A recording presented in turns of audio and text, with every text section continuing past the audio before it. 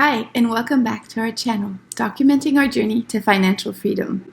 In this week's video, I'll go over our expenses for the month of January 2021 and compare them to the average expenses of a US household. I plan to share our expenses on a monthly cadence on the channel. Over the past year, we have been tracking our spending and have come up with the categories that make sense for us. We started with a very generic list and added or removed categories as the month went by. Let's quickly go over this list. I'll then dive into the numbers. The first category relates to car expenses, from maintenance to insurance to gas to tolls. We then have the cell phone bills for my husband and then childcare costs, mostly the kids' preschool. We also have clothing category, which covers apparel in general.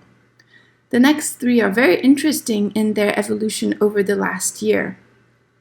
Since the beginning of the pandemic, our coffee shop runs, which used to be frequent, have entirely disappeared.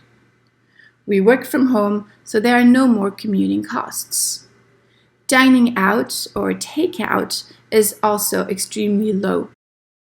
We then have a small donation category. We give to Child Fund and Save the Children. We started supporting a little girl when my daughter was born and then a little boy when my son was born, and plan to continue over the next 20 years. Next are a few categories that correspond to wants, not needs. Those include entertainment, gardening, which for us really is entertainment, as well as gifts. We then have a major needs category, groceries, which includes not only food, but also household supplies. Then there's healthcare related costs, at least the part that we pay, as my husband's employer pays the rest, as well as home maintenance, which is very low as we are renters. Two of these categories have very low spends. Finally, we track some of the investments we make through apps like Robinhood and Webull, which is closer for us to gambling than it is to steady and long-term investing. Our index fund investing is in our savings category, which I do not include in the monthly expenses. We also track any lunch spending related to work, medical expenses that are not covered by insurance, as well as rent, software subscriptions like TurboTax, travel costs, and utilities. Utilities cover our electric and gas bill, as well as water, trash, and internet connection. Okay, let's look at our numbers, starting with the biggest spend category. First up is childcare, just under $5,000 this month. It's a slight increase because there were sign-up fees for the next year. Then is rent, just below $3,000 and very stable. It represents just about 30% of our expenses. These two categories together cover already 3/4 of our expenses. Then comes the next needs category, groceries, just shy of 12%. It is a little higher than usual because the last day of the month was a Sunday and we shop on Saturday for the whole week. We also have been buying a little bit more meat, fish, and organic vegetable. Our car expenses this month are high, just below $500, as it includes insurance for the next 6 months.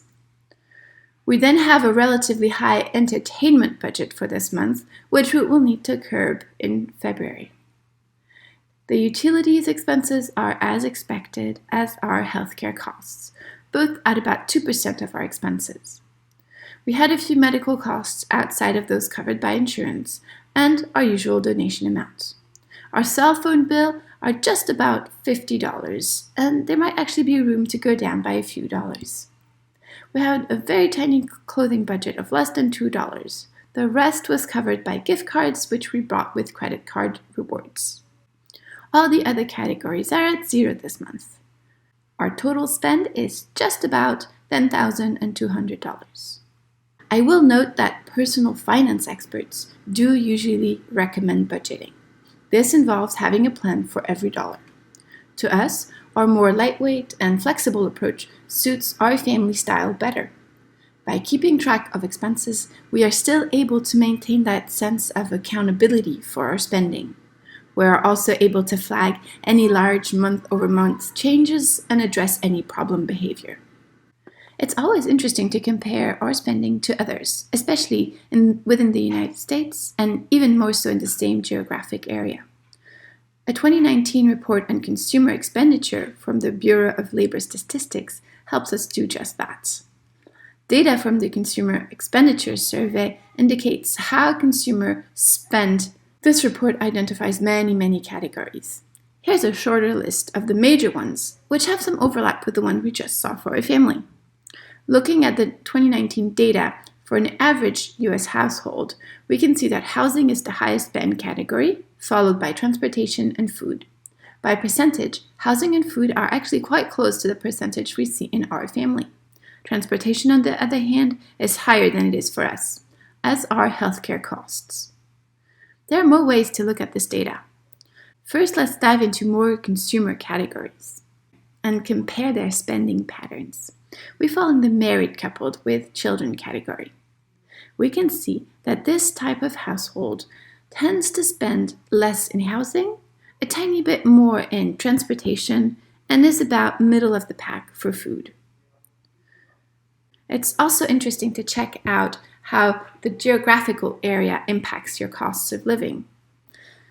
I'll just point out that since we're looking at percentages, it is interesting to note that households in the Bay Area spend over $87,000 per year, which is significantly higher than the average expenditure of just over $62,000. In terms of dollar allocation, there are actually a lot of categories where San Francisco and Bay Area households spend the same way as their national counterparts.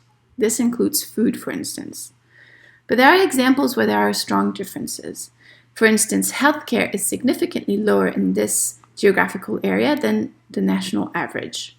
On the housing front, it's the opposite. San Francisco is actually ranked 1 out of the 11 areas that have the highest housing expenditures. And so that share is significantly higher than the national average. This does match our own experience. I'm curious to hear what your own spend categories are. Which one is the highest? Which one are you going to be working on next? What advice do you have for us? Let us know in the comments below. Thank you for watching, and stay tuned for my next video on our net worth and new income. Take care.